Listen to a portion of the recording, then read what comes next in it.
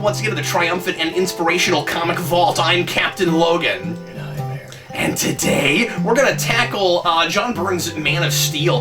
This is a thing that I have been really remiss in not reading, or I gotta say going back to, because a lot of this came back to me as I read it. So, I didn't think I had ever actually sat down and read this, though I knew things about it. I definitely have read at least a couple issues of it. It has to have been at least like 6 years, because as long as I've known you, you've always said you never read it. It felt like childhood memories.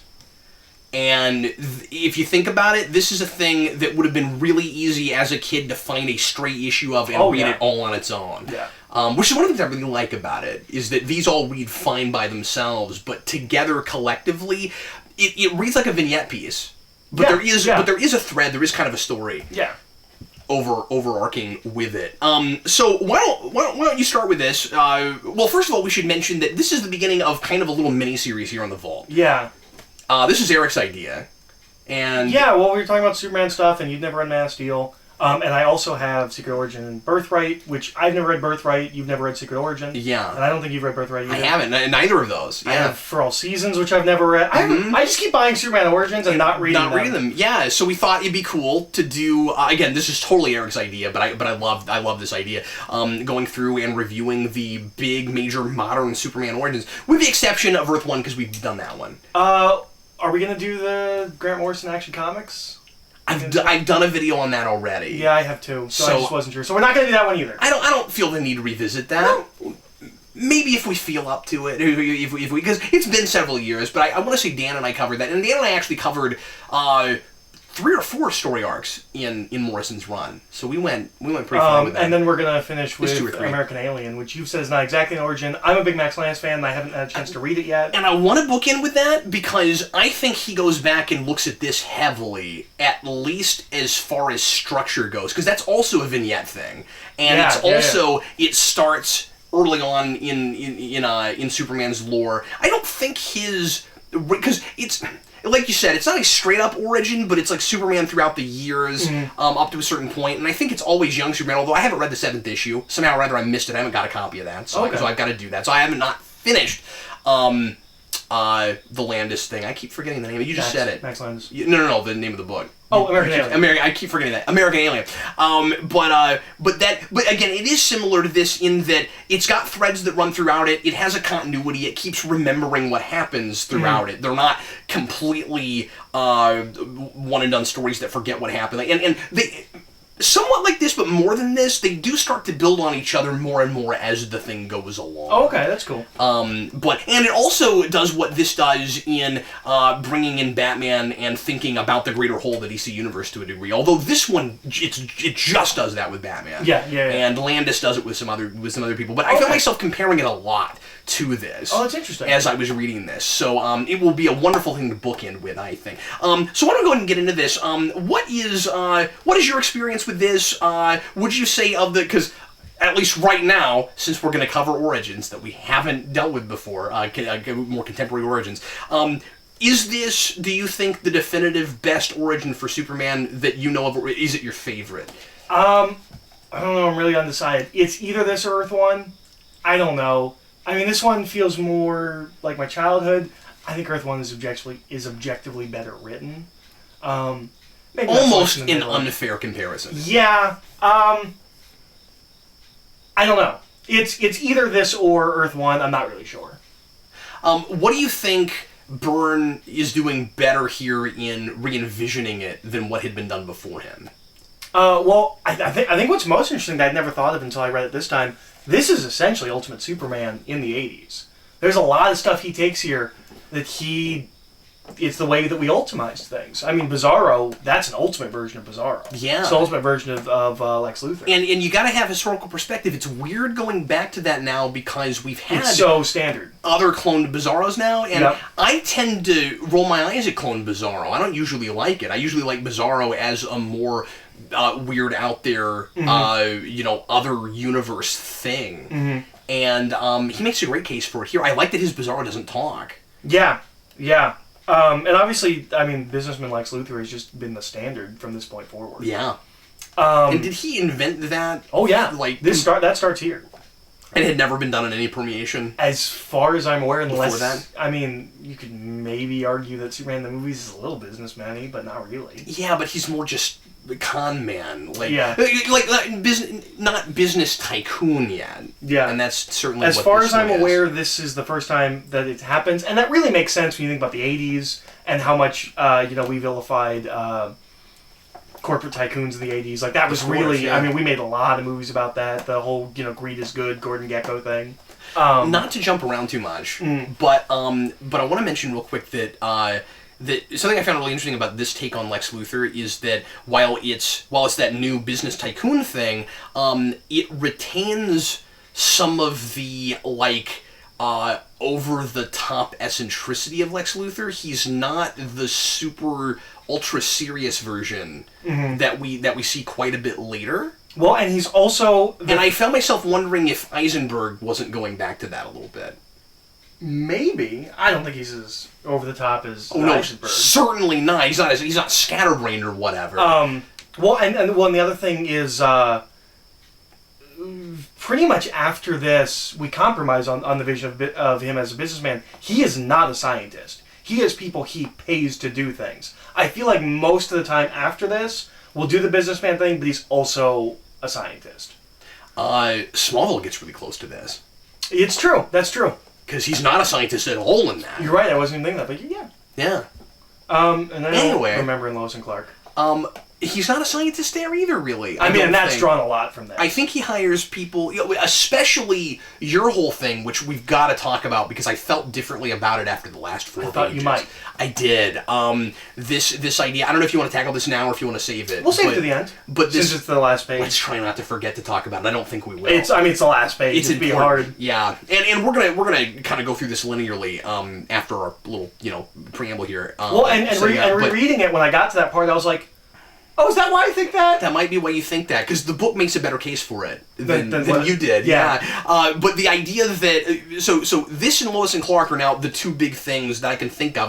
Most things don't do this. That Superman doesn't know that he's an alien at all until after he has created the Superman persona and has completely created that identity and decided what he's all about. Well, and I mean, it's kind of interesting because we can really start at the beginning with this conversation because it works in a way that doesn't work with some Kryptons. With this Krypton, it's a very sterile Krypton. It's not like we were talking about this earlier.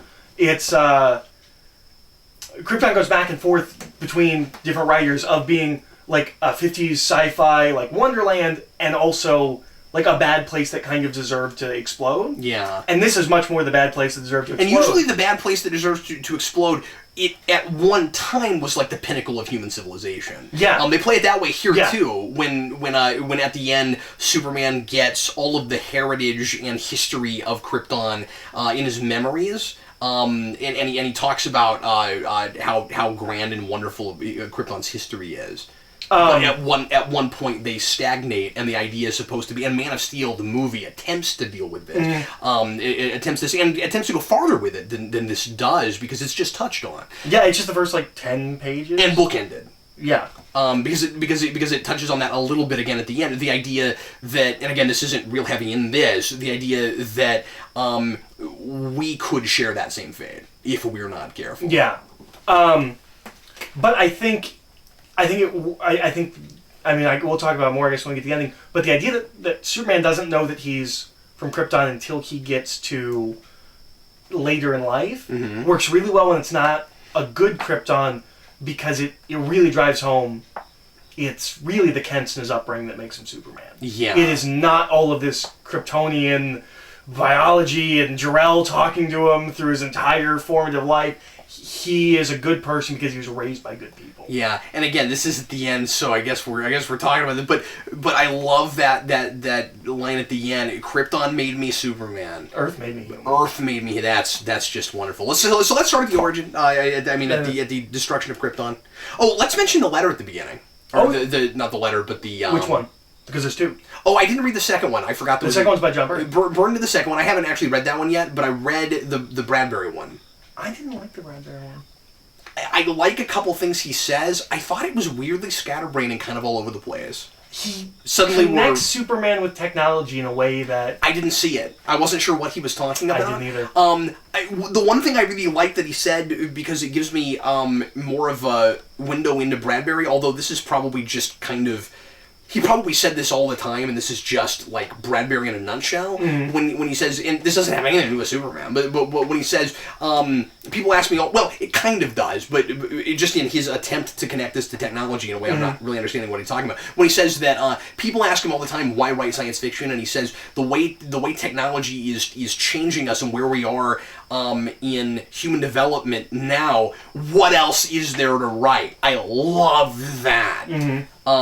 But he never makes a great case to connect that to Superman. At all. No, that's true. But anyway, so he has a foreword, and it's interesting. Byrne also has a foreword. It's mostly him talking about his history as Superman. He kind of opens with... you mean like his personal life, his personal history? Yeah. Well, and he talks about it's a lot of like Superman starts in like it's like 1950 something with Superman the TV series with this specific episode. The next time Superman pops up is this thing, and then this thing. He goes, if any of this sounds wrong, that's okay. This is how I first met Superman. That's cool. He talks about his history, and then it kind of ends with this note of maybe, in 20, 30 years, someone will be writing an introduction for a Superman comic and say, Superman starts with Man of Steel. And most certainly they have. Oh, absolutely. Yeah. Especially because this became was the origin. Yeah. We've been making fun of the fact that Superman got, was it 4 origins in the span of like 5 years? Yeah. This was the origin until Birthright. And even then, Birthright was supposed to be an alternative. It was supposed to be like an Ultimate Universe kind of thing, or it wasn't supposed to be canon. So this is the origin until Secret Origin. So this is the origin that we're running with in the Death of Superman days. Oh, yeah. Well, and it's right after this. Characterization, it's real consistent with this. Yeah, because right after this, when we do Action Comics and Adventures of Superman, or I think it's just Superman, maybe it's Man of Steel, I don't remember. I think there's 3 books. One of those is a team-up book. Well, because I feel like Superman and Adventures kind of started at the same time. Yeah. Didn't they? Yeah. I don't... Like when Superman is renumbered? Yeah. Or had it not been around for a while and then it comes back? I don't remember. I'm real fuzzy on my publication history. But it starts with John Byrne and Marv Wolfman. Yeah. And at some point Jerry Ordway comes in. They're all kind of moving... There's all kind of moving parts on this one whole. I really want to get the rest of this, and I just saw they're putting out trades now called Man of Tomorrow, because all of these trades are Man of Steel. If you get the later ones, it doesn't just collect Byrne stuff; it collects everything that was going on. Oh, that's awesome! Cool. Which is why there's 9 of them. But they're doing Man of Tomorrow, which, based on the listing, is going to fill in everything from Man of Steel to Death of Superman. I don't mean to be all over the place, but I just thought of this. Whatever the Man of Steel sequel ends up looking like, that should be the title. Oh, no, it should be. I just thought of that. I mean, like, since he's dead and they got to bring him back, and, spoilers for BVS. It's Man of Tomorrow, right? Yeah, it should be. They won't call it that. No, it'll be Man of Steel 2, and the 2 will be a Roman numeral, and there'll be like... It'll be colon, like, something was something something. Well, no, I was saying it'll be like Man of Steel, and there'll be like a big metal Roman numeral 2 with like rivets in it. That's it's gonna be. So Man of Steel. Surely they don't call it Man of Steel 2. Surely. Well, they could always go with my favorite sequel thing, where they were like, maybe they bring in like Bizarre or something and call it Man of Steels. That's my favorite sequel. Mufasa. It worked once, and it's never worked again. Yeah. Okay. So, Man of Steel. Not to be confused with the film. Man of Steel. But this Kryptonian opening, of course, that movie borrows a lot from this. I want to mention something really quick about the language symbols. Mm-hmm. They are not the Kryptonian language yet. Well, yeah, and here's what I didn't know. When we were doing our commentary on the Smallville pilot, I was wrong about this. That show creates that. Oh. I did not really know that. I didn't know that either. Yeah. I thought there was a standard Kryptonian language. I believe, and I looked this up, and so unless the stuff I found on wikis and stuff is wrong, what I read about the language is that for the longest time it was kind of scribbles, and then it was these more simplified symbols that are here, not simplified from the scribbles, but a lot of circles with slashes and things, which is what's in here. And then Smallville develops an alphabet. And we actually, apparently, unless I'm wrong, somebody leave me a comment if I am, because I'm not 100% confident about this, but it looks like from the research I did, from the 5 minutes of research I did, that they actually developed that, and then the comics started using it. Oh, I didn't realize. I always thought it was the other way. I always thought the comics developed an actual Kryptonian. And here's an interesting thing that maybe kind of helps to confirm it. The symbols on the ship's heart in the pilot look like what's in this. Huh. Because they've got a lot of the circles with the slashes and stuff. That's interesting. Right? Yeah, I didn't know that. Anyway, wanted to throw that out there real quick. So we've got our sterile Krypton. Okay, well, because I always refer to it as sterile Krypton. Yeah. Because, I mean, that's what it is. But what I think is one of the most interesting touches, I don't know if I've ever really seen this in something else, certainly no other Krypton. They don't expose their skin except for, I think, their hands and their face.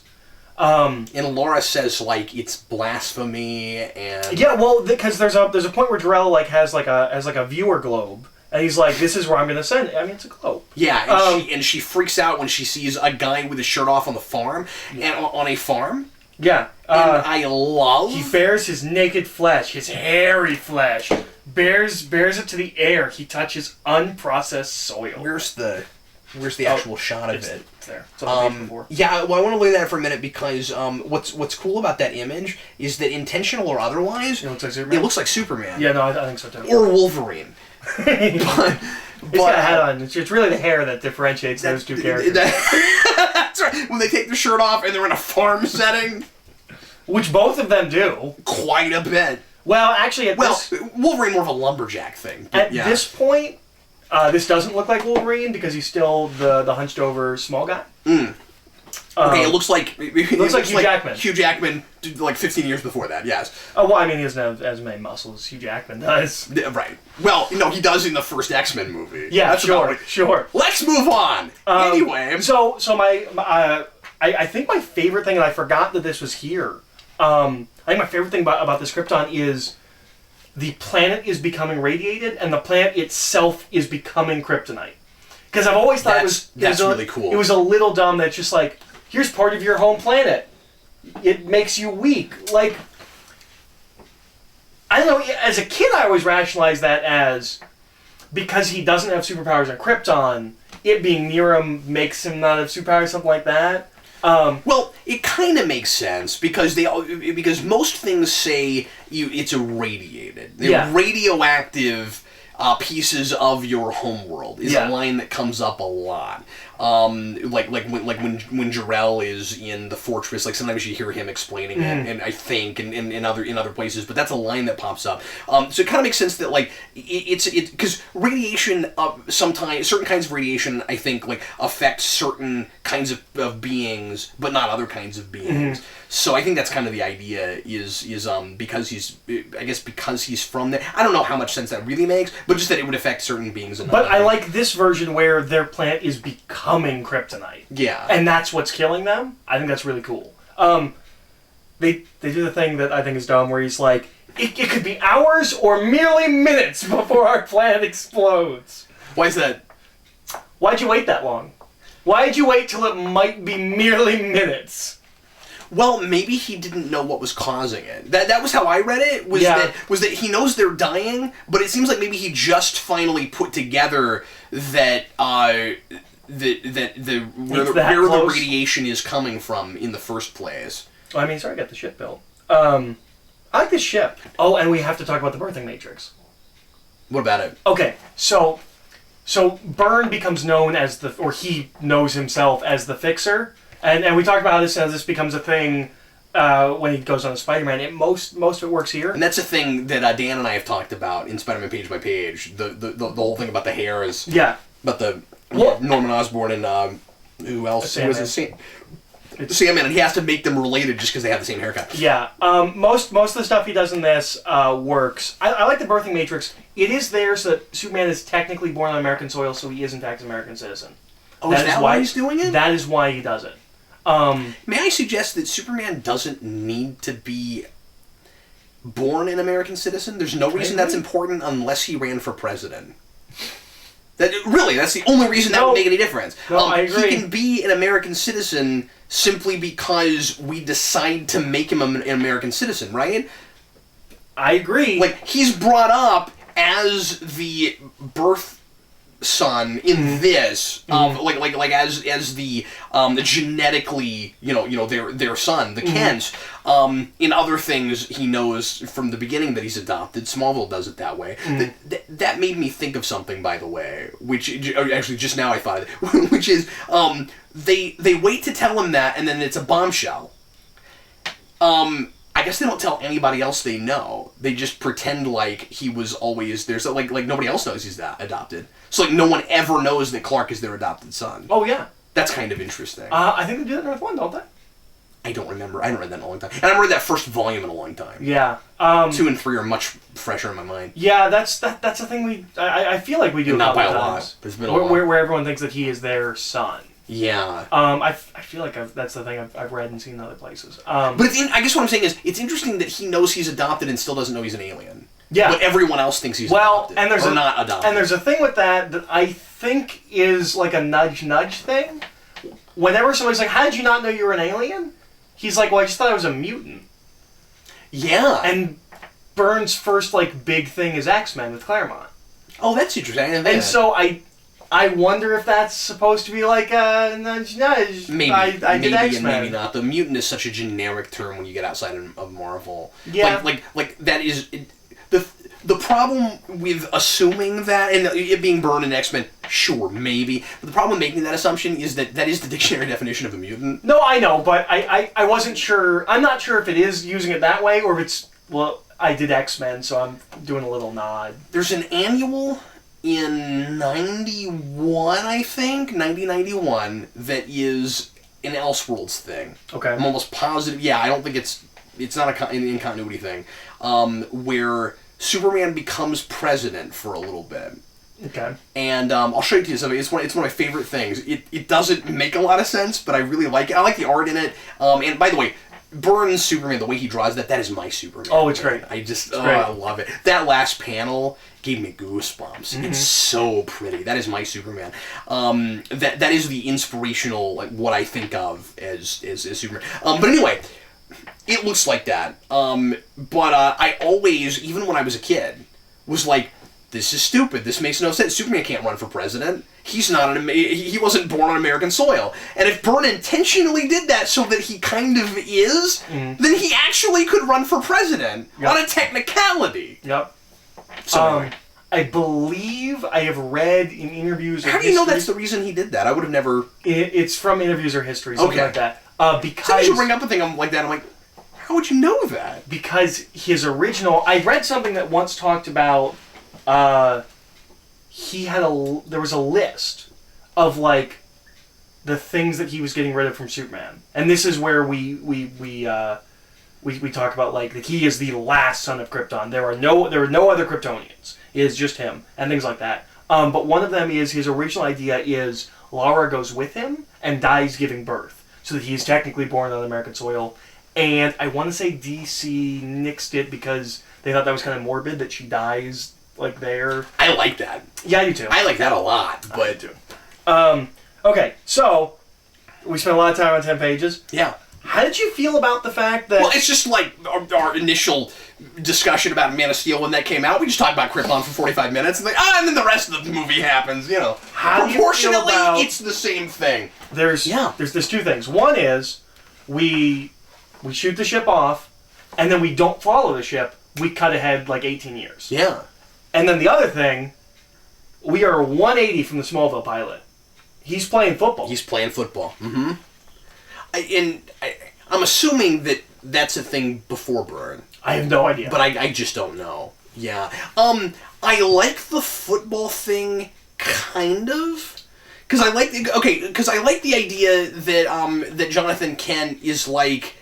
I mean, it is a little bit of the same thing from the pilot of Smallville, where it's like you can't do this because you're taking advantage of other people with your powers and stuff, and you should use it for greater things. But it's hard to believe that he would let him do it in the first place. And the fact that he waited to the championship game and like the end of the I mean, this is him graduating from high school, so theoretically he's been there for 4 years, maybe. It needs to play if he's gonna do it that way. It should play more like it's been building to a boil, and the last straw is not the game and that he's cocky, because he would have been that way the whole time, I would think. Yeah. It's not that he's cocky, he's full of himself, and he's like, look how great it is. It should be the college recruiter shows up. Because that happens. Yeah. And it's like, you're going to make us millions of dollars. That should be where he's like, where finally Jonathan Kent says, I've let you go your own way. You should be master of your own destiny, but this is where I have to put my foot down. You cannot make millions of dollars with your superpowers and put yourself on display like that. You were meant for greater things. Yeah. That's what I would have done with that. I don't love it. I like the idea. I mean, it's like 2 pages. It really is just like he wins the championship game. He's like, isn't it great that I won the championship game? And then Jonathan's like, we have to talk. And importantly, look how great I am. Yeah.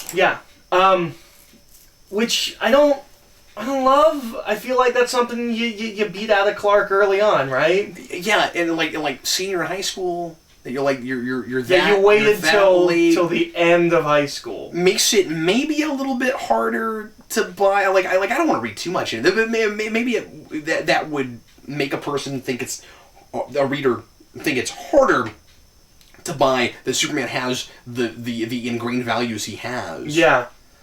But that's a lesson you want to see him learn, kind of. I think the other way you could have done it, maybe, is the Kents don't really realize he has powers. And then it's starting to develop or something. Or he didn't tell him he was playing football. Yeah, but he wouldn't get to the championship game and suddenly he finds that. Not in a small town. Yeah, you're right.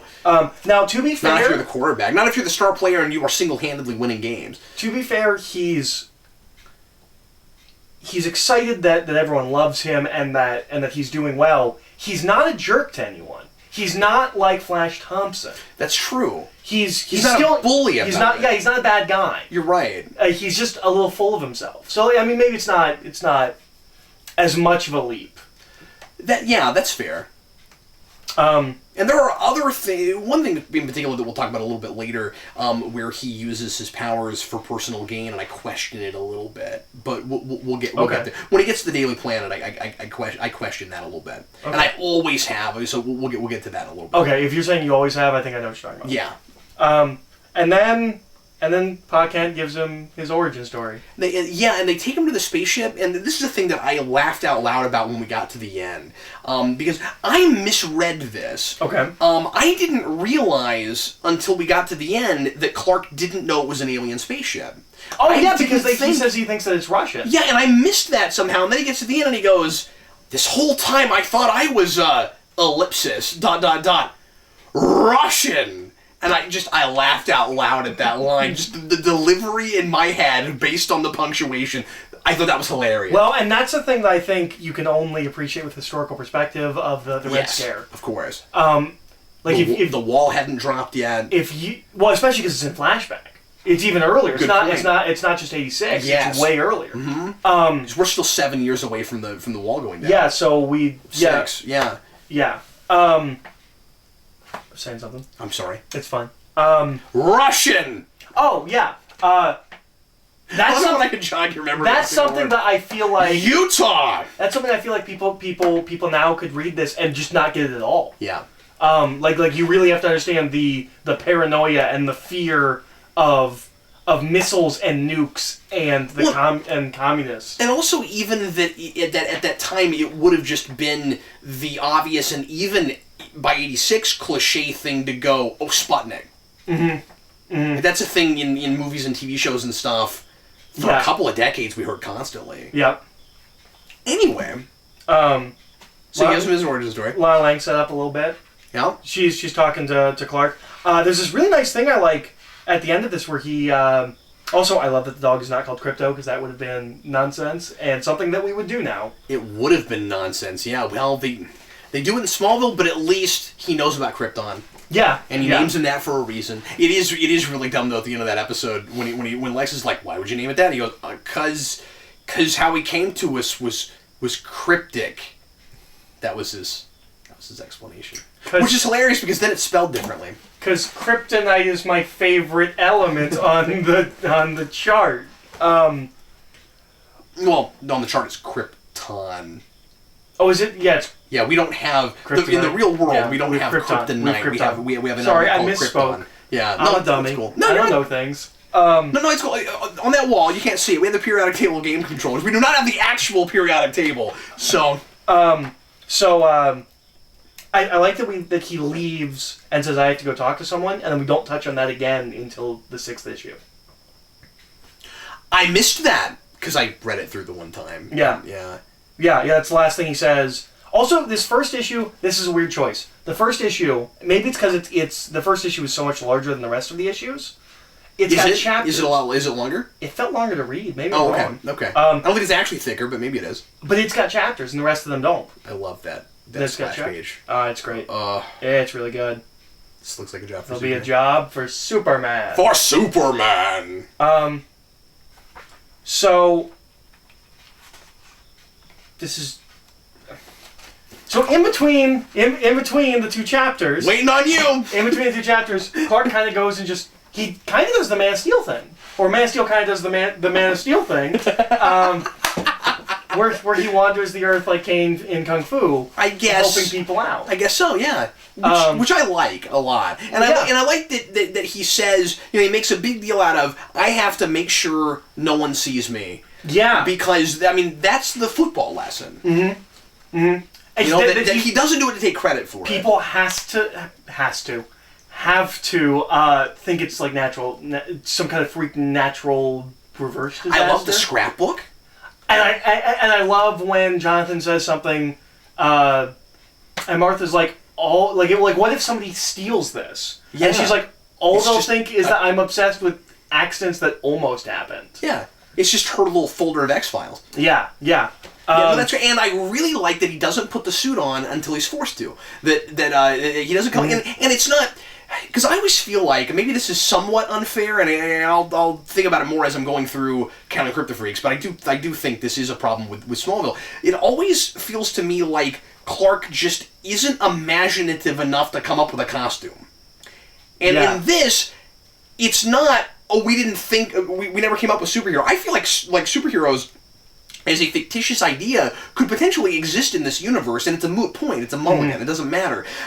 Where it's not... He doesn't think of the brilliant idea of putting on a costume in order to save people. It's that he doesn't want to take credit in any capacity. Yeah. He doesn't want to create even a persona, and because that's the one thing he's able to do that kind of helps him endure that and it not change him too much, is that Superman is always the mask. Mm-hmm. And Clark Kent is always the real person, even though he has to hide that he's Superman. So he's pretending he's this other thing, so he's kind of, as himself, he's not really taking the credit. Right. But he wouldn't have wanted to even go that far, and it's not until somebody actually sees his face that he puts the suit on. I really like that. Lois and Clark does that, too. Well, and Lois and Clark also have Mom and Pa Can't make it for him. I don't know if that comes from this. Or if that was ever done before. I feel like that had been done before. Well, and this doesn't even do... I'm almost positive it had been done before. And this doesn't even do the thing where it's... I feel like even the old cereal had Ma Ken sew the suit. Oh, yeah, you're right. And give it to him. I'm not sure. We watched that last night. We watched the first chapter. I feel like that happens in the chapter after it. Oh, does he? No, he goes... he becomes Superman. He already becomes Superman, He does, because he has to get in this costume to put the train tracks together. Excuse me, that's right. That's right, to put the train tracks together. Which, for some reason, he has to put his costume on. It's like, you're gonna just lean down, but no. And then they make it a cliffhanger! Will Superman put these train tracks together? Find out next week. And then Eric goes... Are we in a movie theater? Oh yeah, because it was in this theater next week or whatever. We have to talk about that at some point. We can do a commentary for just that first part. I think that'd be fun, yeah. Anyway, okay, so this is the thing I don't like. Terrell, your theories are nonsense. Your theories are nonsense. So later we're going to establish this article was written by Lois Lane, which I guess... Mysterious Superman saves space plane. Yeah, which I guess you could have inferred from this, because she's there. Yeah. I didn't pick up on it until later when they say, everyone's been running with that name you gave me. Yeah, I actually did notice that, but... I wish it said Lois Lane somewhere on this newspaper. Oh, wait a minute. That doesn't make any sense at all. Why? Because look at the name of the newspaper. Smallville Post. Yeah, that can't be what we're referring to. Well, unless they're picking up on Lois's story. You mean unless they reran a story from the planet? Or they... wrote an article about... Based on but, that. But picking up the name that Lois writes. It's still weird, though. Yeah, no, you're right. You're right. But you're right. I mean, it would have to be... But regardless, the idea is that she wrote a story and... But I didn't think about this before. It's a lot more fair how angry she is about the fact that she doesn't get the interview, that she doesn't get the scoop. Yeah. Because she's the first person to write about him. Yeah. They make her surprisingly sympathetic with that whole thing. Like even the fact that I know we're getting ahead, but I'm getting ahead a little bit. But even her being upset with Clark about it, just because they draw attention to the fact that it's not his fault if he wasn't Superman, but it actually is his fault. But she doesn't. She doesn't know that they're the same person. She's not. She's just kind of ribbing him about it. Yeah. She's not really It's funny you use that it. word choice, because that is all over this book. Ribbing? We use it 15 times. It's just all over this book. I'm just ribbing you. I love these two panels. Of his brooding in the back room. And we will never have this again. Why do you say that? If we ever do anything like this now, he's got the scary red eyes. Well, that's not fair. I don't know if we do this now. Yeah, I don't know about that. But I love... In a context like this, where he's by himself and just... I hear what you're saying. Usually, Dark Superman is only played that way, but this isn't Dark Superman. This is his being having kind of a crisis and trying to decide what he's going to do about it. So basically what happens is there's a big space plane that's going to test... or something. I don't know. It's a space plane. There's a lot of space planes in Superman's origins, too. It starts to crash. Superman saves it. Or airplanes. Or Clark saves it, and he's just wearing a black shirt. Yeah. And, because it's kind of told... And that's all wonderfully dynamic. Clark shows up and then tells this story to the Kents. And what he says is, they all wanted a piece of me. Yeah. And the moment he lands, Lois says something to him, and everyone swarms him, and they all want something from him. Help me with this, endorse this, would you consider this? And that's when he's like, I have to be Superman. I have to... I think it's interesting because if she names him, because later we say that she gave him the name Superman, they never give a reason for why they go with the S. It has to be that. He has to have decided to go with that name. Yeah. Because it's not based on any Kryptonian symbol, it's not anything. Yeah. I like that. Yeah, and that's fine.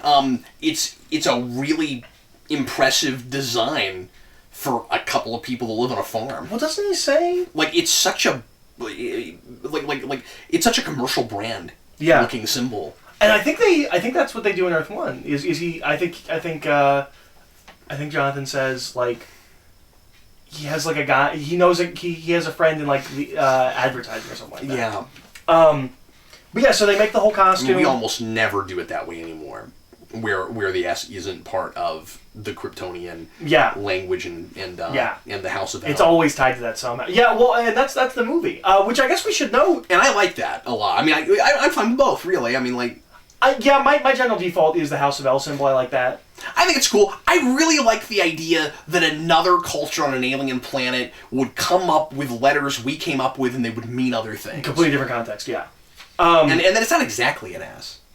No. Well, and that's something that John Byrne talks about, is that when he saw it as a kid, he never saw it as an S. He saw it as two weird-looking fish passing each other. Yeah. And that's how he always draws. He starts with the negative space. Oh, that's cool, because it is one of those optical illusions that you can look at that way. But I also like how Smallville does it because they make it an 8. Oh, yeah. And then they take part of the out, and now it's the S. Yeah. And I like that, too. This comes out 10 years after Superman the movie. Yeah. It doesn't feel like he pulled anything. He doesn't borrow a lot from it at all. Which is something we can't stop doing now. Can you think of anything that like is specifically that besides just generically Superman has this, and he has the same ideals. Like he's very much the same character. Yeah. But no, but just beyond that, nothing really specifically idealized. His Lex is very much his own. Yeah. Yeah. And you can see other things that he borrows from. Well, when he goes farther back, it makes you wonder if Byrne, because again I didn't read that opening letter. Does Byrne talk at all about the movie? I don't think so. Which means maybe the movie for him is not his Superman. You see what I'm saying? Or it doesn't have as big an impact on him because at that point he's already working in comics. He loved Superman already. Yeah.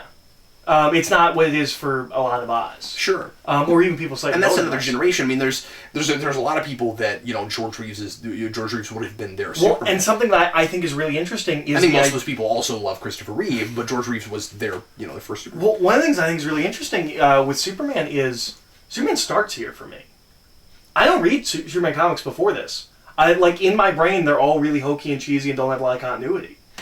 But there were people that were huge fans of Superman before and hated this version. Really? And thought this was a giant portrayal of the character. So, it's kind of funny. He says maybe for some people, Superman starts, in their history, Superman starts with Man of Steel. It's not exactly like I started with Man of Steel, but I don't know Superman before Man of Steel outside of the film. Yeah. Talking about the hokiness of Superman before this might be a good place to mention the whole juggling planets thing, and that part of this was to get away from it. He was so powerful, and Byrne pulls him back farther than I kind of think we'll ever see again, except for just like taking his powers away whenever we do that. Yeah, he's really stripped down. Now, I think after this, even with this as the origin, we tend to say that as Superman gets older and absorbs more of the sun's radiation, he not just more powers, but it gets stronger. Yeah. And I think Byrne might be doing that on purpose, and I don't know this for sure, but I'm not sure if the idea is that he always would be susceptible to other things than kryptonite or something like Doomsday that could just rip through him. And some people don't like that and don't think that should even be possible. But in this, when he goes up against Bizarro's heat vision hurts him. Yeah. Like, that's how depower he is. Yeah. Well, and this is hard, the historical context. Yeah. I believe this is the first time we really get that stripped down super flight, super breath, heat vision, flying. Like, he has a very base set of powers. Which is why I think things... It's not the first time, because the movie did that, and then the sequel didn't because of Lester. But he just threw powers on there, and I feel like that's not as weird in the 70s with how Superman was not as with the comics. I guess the argument I'm making is that the movie starts there too. And traditionally, before that even, usually Superman had that power set. Okay. And there are different levels of it, and of course early Superman jumps and doesn't fly, but by and large, his power set has kind of always been the same. At least base level. Yeah, I mean, even the Fleischer cartoons, and of course, he jumps for a couple episodes and then he's flying, and if memory serves, that's where the flying starts, and then the comics take that and use it. Fleischer made him fly. Pretty sure that's what happened. Okay. And I'm remembering this from research I did years ago when we did the commentaries on those, so I might be mistaken. I'm pretty sure I'm right about that. It's been a long time. But anyway, but he has super hearing in that, I think. I think he has super breath in that, I forget. But I mean, like, the power set is pretty usually consistent across the line, been the same, yeah. This is also the other big thing that this doesn't do, that I think every other origin does, starting with the movie, is we always, our first shot of Superman is him lifting something. Yeah. It's not here. Interesting. I didn't think of that. Yeah. Now, sometimes it's lifting and flying. Oh, yeah. You know, he picks up a plane. But it's usually a plane. It's not always, or a helicopter. But it's not always that, but it's usually that. Something else that's flying. And he picks it up. Because, and maybe this is reading too far into it, I've always thought that that's supposed to be representative of the idea that that no matter what we can create, we won't be as powerful as Superman.